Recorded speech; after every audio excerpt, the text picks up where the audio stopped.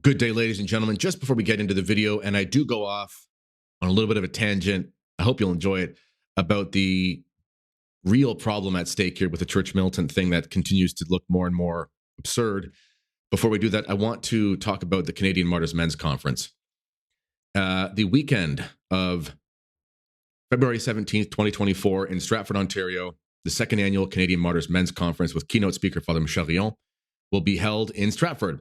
This is put on by the Holy Name Society in the New Hamburg Society of St. Pius X Parish.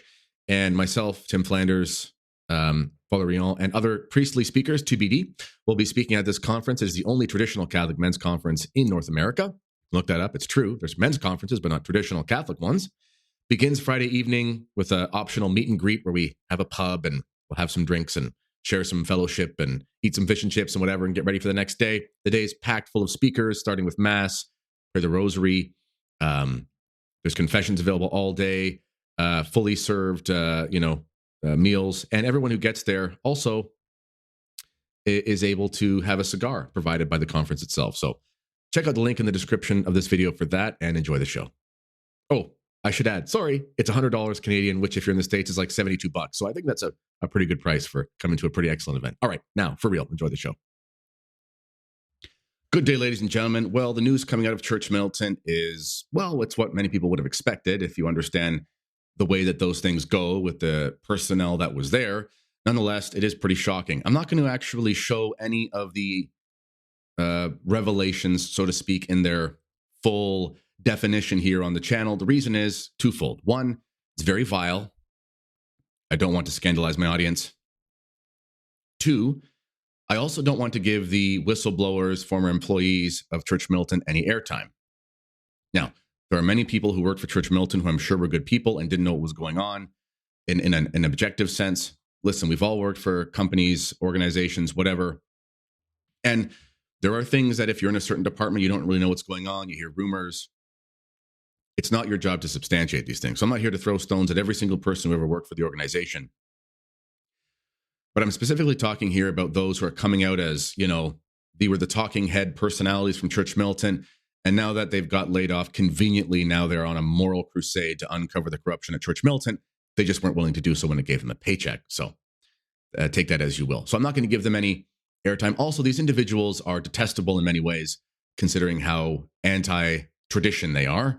And the amount of lies, calumny, and scandal and slandering they've done to people over the years. So they deserve what's coming to them. I mean, I'm not here to gloat or anything like that, but when you're involved in that sort of organization and you support it and you promote it and you destroy people's lives with what you've done, what goes around comes around, as they say, Murphy's Law, whatever. We don't believe in karma as Catholics, but we do believe that you reap what you sow. So there you go. All right. So what have we learned from this Church Militant saga, though? Because that's the real kicker. Because right now we're seeing everything from massive sexual impropriety within the organization, with its founder, stuff that was known. We're seeing allegations, at least they seem pretty strong, as evidence of even types of cover-up. I'm not going to say for certain, but that's what it's coming out in the press. We're seeing massive financial impropriety in the tunes of tens of thousands and hundreds of thousands of dollars, which is basically using the money that the donors, who I would imagine were of goodwill, donated to the organization. They've been taken for a ride. It's in some ways kind of even fraudulent when you look at how some of it's used. I'm not saying illegally. By the way, I'm in Canada, so you can't sue me. So just relax, guys.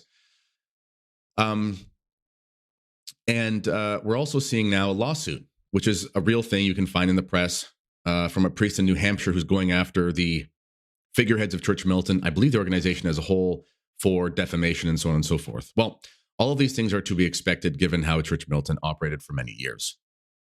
So I want to kind of get to, as I said, what we've learned and some comments that I've been seeing from people about this organization. A lot of people are saying things like, well, listen, this doesn't negate all the good Church Militant did, et cetera.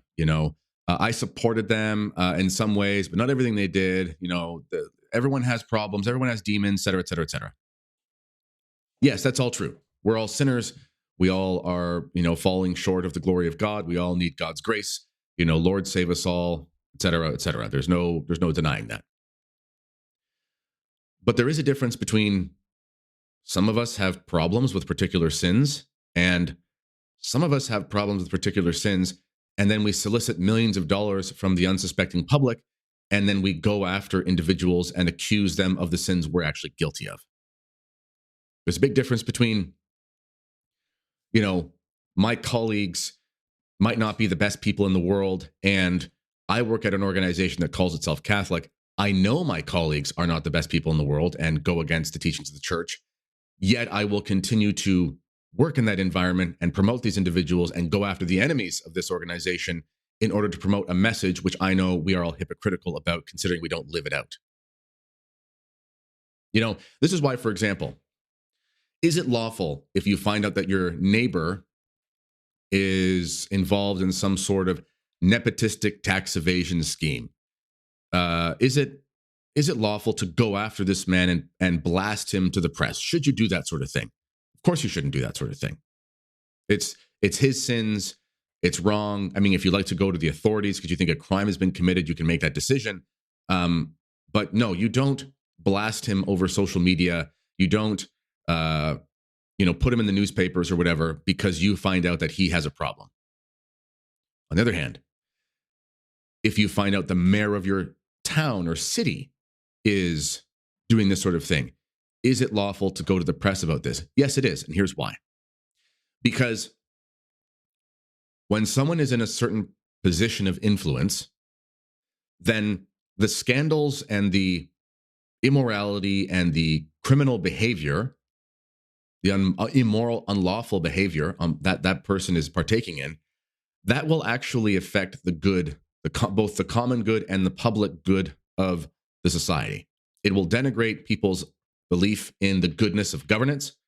It will denigrate people's belief in the goodness of political life. It'll make people cynical. It will denigrate the reputation that the town has. It will affect the welfare of the city and the town because there will be less investors monetarily because they see this as a place of corruption. And it will also compromise the security of the people that live there. You can see where you go with this. There's a reason why, it's the old expression, the bigger you are, the harder you fall.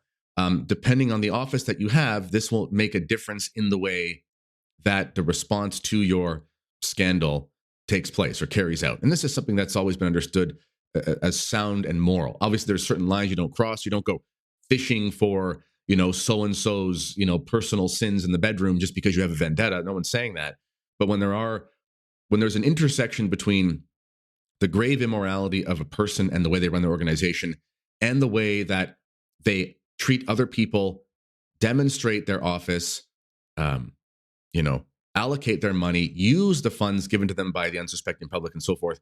Now we have a position where we're beyond just sort of personal scandal and into something that is of the public interest. Now, is Church Militant a government organization? No. So is it of the same caliber or influence? Well, in the life of Catholics, there is a massive amount of influence that Church Militant has had. That organization has ruined countless people's lives. People were duped by this organization. Many good Catholics were duped by this organization. But personally, and in the beginning, probably around 2017 or so, I was watching some of the Vortex videos because I never had a problem with Michael Voris's directness. I didn't. That wasn't an issue to me. I don't think people would say I'm not a direct person, so that doesn't bother me. But I started to realize, even before the anti-SSPX stuff was coming out, I started to realize that there was an unethical, immoral nature in the way that they did their reporting. I'm going to explain what that is as we go here. And when I saw that, I realized to myself, I said, you know what?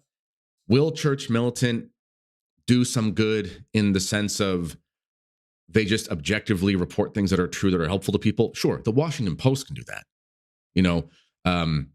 I'm putting together some notes about the app Hallow, which has come out in support of, anyway, there's a pro-abortion scandal going on at that supposedly Catholic app, and I'm putting together some notes. And one of the resources that has been most helpful is actually Vice News. Vice News is a disgusting cesspool of leftist morality. Nonetheless, they really hate Christians and Catholics, so they've been trying to take down Hallow for a long time, and some of their information is just biased nonsense, but some of the things that they've unearthed objectively are real problems with Hallow. even if they're not problems for the reason that the leftists think they are. But point is, there are problems. But do I support Vice News? Not at all. So Vice News is a detestable organization like, any liberal rag is. Nonetheless, truth is truth. And if their revelations of certain things do good, then it is what it is. Church Militant was like that. Did they report certain things that were helpful to people? Sure. Would Mike Voris do some vortexes that, would make sense of certain problems in the church for people and that was helpful? Yeah, that's fine. I mean, again, blind man can hit the target. Broken clock is right twice a day. But at a certain point, I realized with the way the Church Militant was publishing and reporting on Scandal that there was a real problem. So I think people have fallen, largely, many of us have fallen into what we'll call the myth of journalism. And I talked about this in a prior-ish episode about a similar topic. What is the myth of journalism? Well, the myth of journalism is that if something is true or if something is important to people, therefore it, must be reported on. If not, it's not sinful to report on it. The thing is it can be sinful or at least immoral or at least, adjacent to sin to report on things just for the sake of it. And this applies to everything. So we have no doubt gone through a general abuse crisis that has been, a real problem in the church. No one denies this. Many people have been affected by it. And, the punishments for those who are abusers cannot be severe enough. There are things I can't say on YouTube. I get my channel taken down is what I think should be done to these men. Nonetheless, it's happened. But it's not just about the abusers, is it? It's about the victims. And victims don't always want to have information about them on blast. Victims do not always want to hear that they're a victim. Victims do not always want to be the subject of some sort of story. In fact, I'm sure if you were to ask most people, is it righteous or do you want, if someone's abused, do you want there to be a story on an international media platform about what happened to you? I think most people would say, not on your life. I think most people, they've tried to move on, they've tried to get help, hopefully they've healed, and they're just trying to forget about it. The last thing they want is to be part of some sort of, international media frenzy. It doesn't justify this type of continual scandal reporting just because scandal's been unearthed. It's not that simple. Because when you're going to be reporting about certain things, you have to do a sort of cost-benefit analysis. You have to say things like, first of all, is this information public? Does the public have the right to it? That's not always the case. Not everyone, we don't have the right to know everybody's sins. And the funny thing is that this is now a line coming out of Church Militant supporters is there's no business in this. This is just slandering the good name of the people at Church Militant. It's like, really? That's your argument now after everything they've gone through, everything they've done to people? Now it's somehow not okay to just report the facts? Anyway. But it's not always the case that it's moral to report what we know to be people's sins. This is why in the church, the confessional is private. There are plenty of things that people have gone through in their lives that are in positions of influence in Catholic media, conservative media, etc. And they've all confessed things that they regret, that they wish they never did. It's not moral to report on those things just because we can find evidence of them. There has to be a reason. So with the case, with the aspect of abuse or scandal, well, you have to ask yourself, what is the purpose of reporting on this?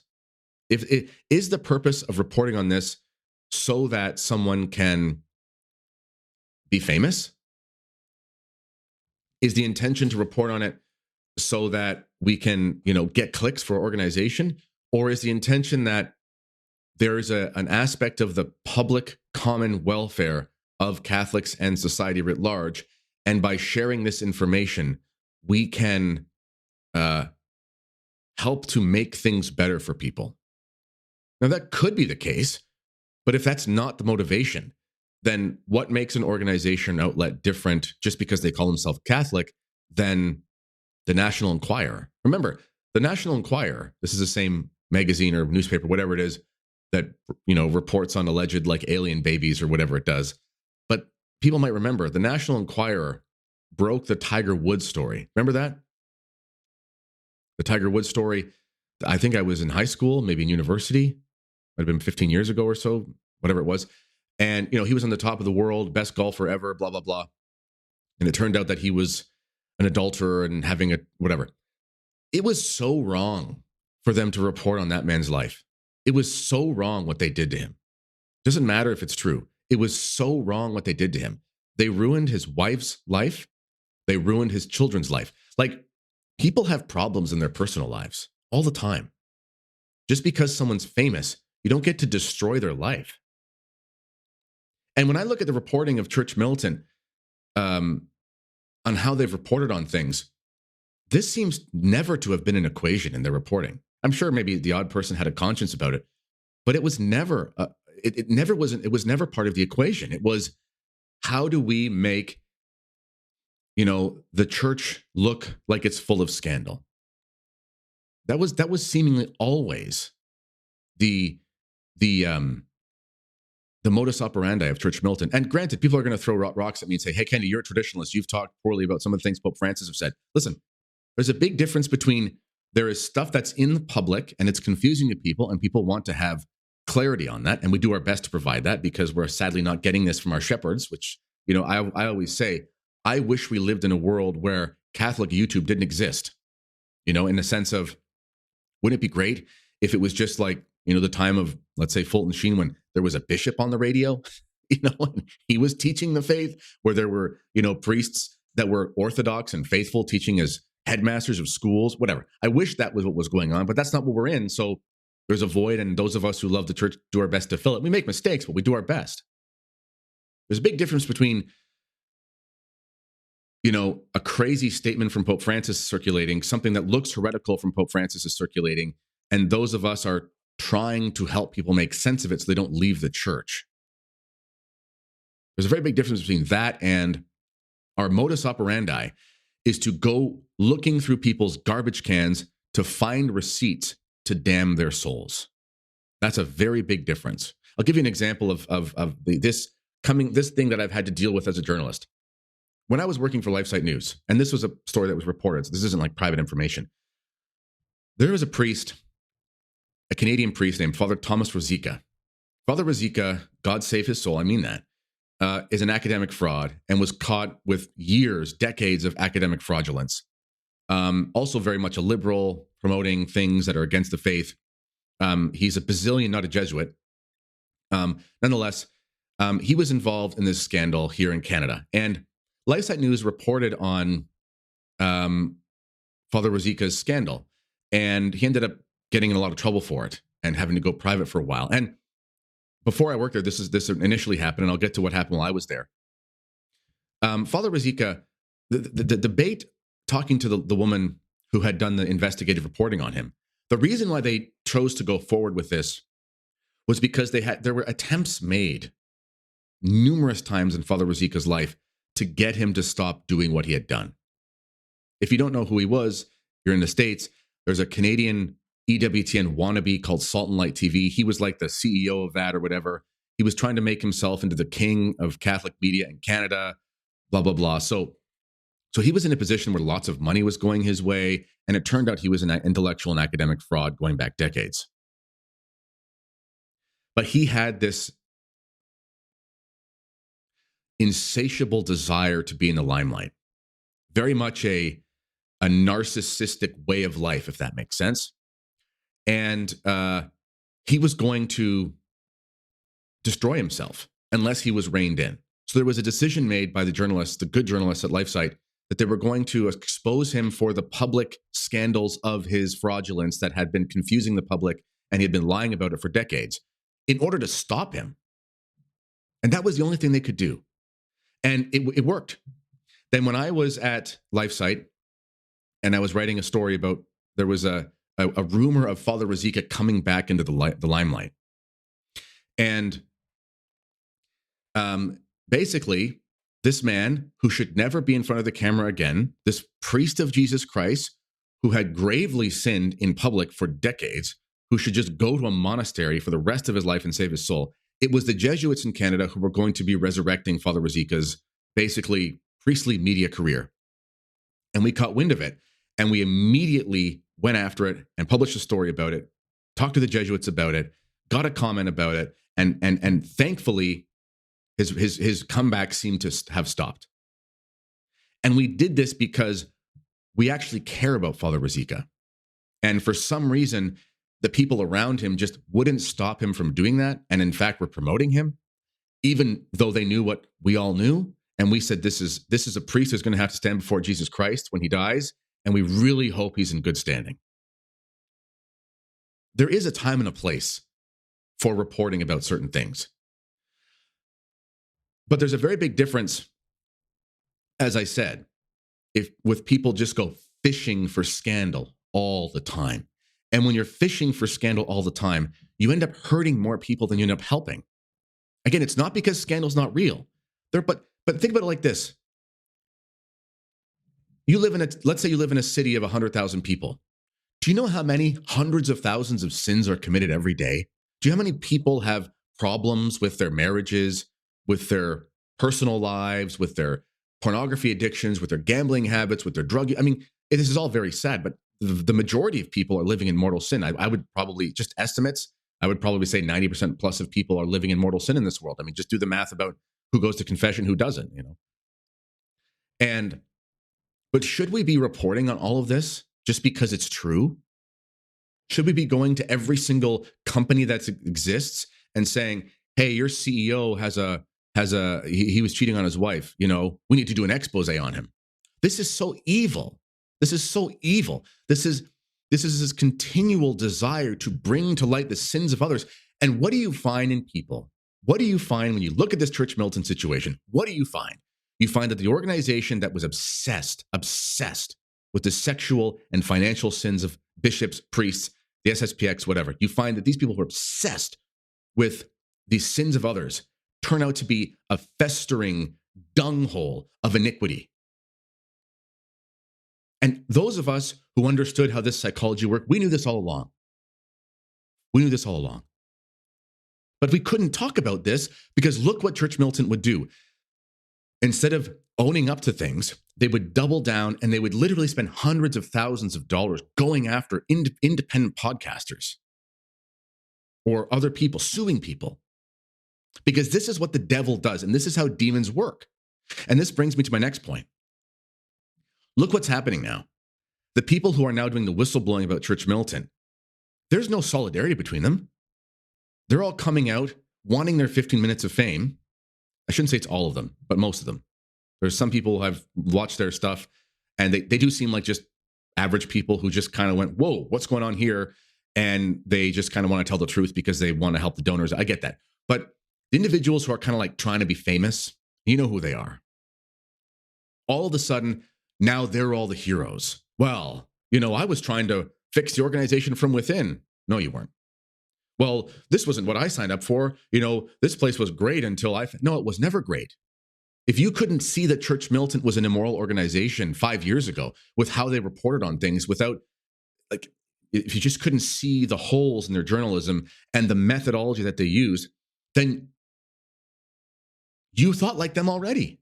Then you believed what they were doing was fine. And what they were doing was never fine. The way that they did things was just not okay. We've gone over this. But now what we're seeing is that those who have left Church Militant, they're all now coming out saying, well, I was the good one. They knew about it. Well, they're coming out, making themselves into these moral heroes when really they're just they're complicit in the whole thing anyway, for all the time they were there and all the things they knew and they covered up, which they're admitting. And now this is how demonic psychology works. And I think that place, Church Militant, is demonized. I mean that.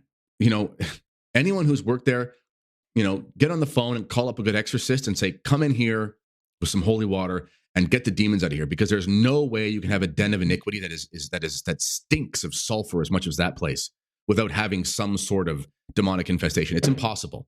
And those of you who are saying things like, well, Church Militant did some good. Guess what? If I gave you a plate, a Thanksgiving dinner, lots of good in it, right? What if I said that there was a little shard of glass in it? Don't worry, most of it doesn't have any glass. Would you eat it? No, you wouldn't. You can't say that Church Militant did a lot of good when they ruined people's lives. You can't say that. They didn't do good. Church Militant ruined people's lives. They ruined Catholics' lives based on rumors. And even if people were legitimately sinful, no one has the right to go destroy and ruin someone's life.